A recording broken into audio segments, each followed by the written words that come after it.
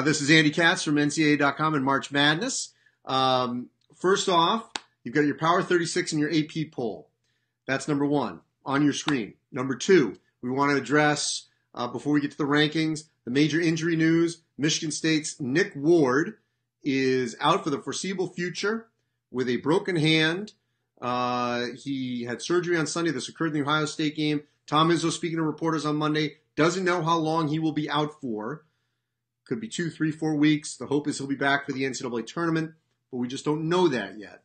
So we'll have to wait and see. What does it do to the Spartans? Well, it probably takes them, I don't know. We'll see if it takes them out of winning the Big Ten. I would lean Michigan now.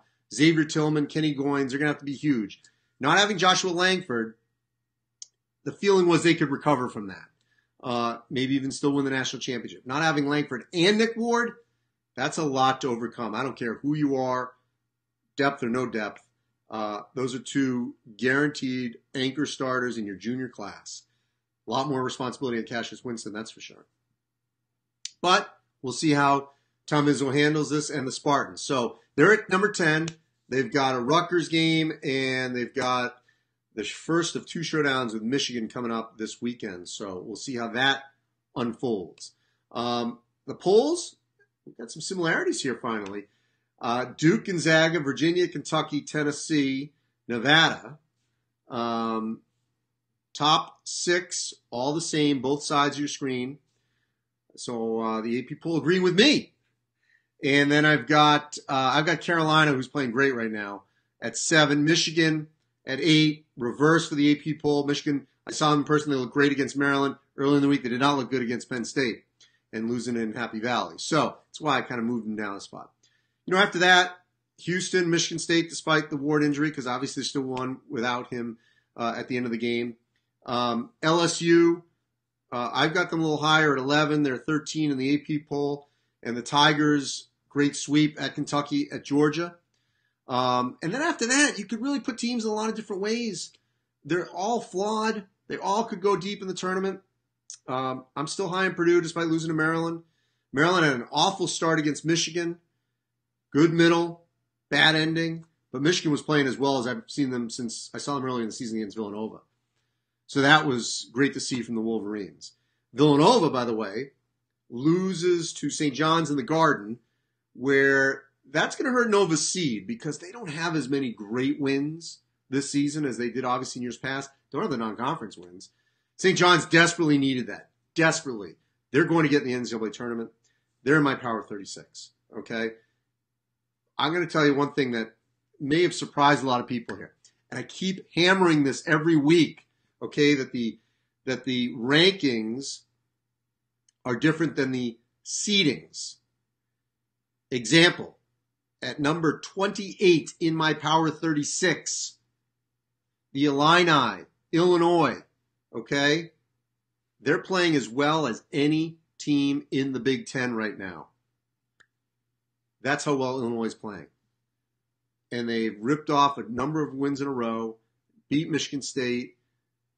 Are they going to the tournament? No, only if they win the Big Ten tournament, which, by the way, they are capable of. But I'm reflecting how well they're playing right now in my rankings. So that's why they are where they are in my Power 36. They're not in my bracket, which, by the way, we will have a NCAA tournament bracket sometime on Thursday this week. And then our next one will be Tuesday, then the following Tuesday, then the Tuesday of Champ Week. So you've got 4 total, and then the last one will be on Selection Sunday morning. So 5 more brackets, including this week, all coming from NCAA.com and March Madness. Other teams in the back part, I'm going to continue to give shout out to Belmont. Don't know if they can get it on their own, but maybe. They're tied with Murray State at the top of the OVC in the loss column. Ole Miss back in. Wofford, which I think has a chance to get in if they don't win the SoCon. But they drilled Greensboro. There's no one else getting in as large. I'm sorry. I don't see it. Could Wofford lose in the tournament? Sure. They won 16 in a row, but I mean, yeah, they could lose in their conference tournament. VCU, the much maligned A10, VCU and Davidson are two teams that if they had a couple games back, I think we'd be talking about them both being in. I don't know if they both can get in. I have to look at that a little bit closer, if they can get in on their own merit, but I think there's a chance for two. Washington, I'm still high on. Yes, they lost to Arizona State, which was a huge win for Arizona State, but Washington escaped Washington State, which was huge for the Huskies. I still believe Washington can get in on its own. By the way, talking about a hot team that's not going to get in, like Illinois in the Big Ten, in the Pac-12, watch out for Colorado. Colorado's won 5 in a row and just swept the Arizona schools at home. Colorado could win the Pac-12 tournament. And if that happens, Pac-12 is definitely getting 2, but it won't be Arizona State as the other one. I think it'll be Washington. I know there's been a time where Washington once won the league and didn't get in, but I think this is different. Arizona State's just taking on a little bit too much water to, I think, get in as a large at this point. They're on the bubble, but I don't feel as secure about them. All right, so let's answer a couple questions here because they're flying through here. Who wins the Big 12, asks Stephanie Brinker. Well, I'll tell you after Saturday, because if Kansas can win at Texas Tech, I think Kansas is still going to take it. The Dean Wade injury situation for K-State certainly hampers the Wildcats. They're still in the lead, but I want to see what happens this weekend before I give you a projection on whether it's Kansas State, Texas Tech, Iowa State, or Kansas. One of those 4. Greg says, if and when Maryland gets in, no one's going to want to play them. I agree with you. You know, Maryland just had such a bad start against Michigan. That just put them in such a deep hole. But I love the combination of Bruno Fernando and Jalen Smith. Love Eric Ayala and Anthony Cowan. Make big shots. Cowan just kept shooting it. Got the green light from Mark Turgeon, which is great. Paul says, Iowa's got a great record, but, you know, a lot of close wins. Look, Iowa, once again, if they shoot the basketball well, they're a team that could get to the second weekend. I really believe that.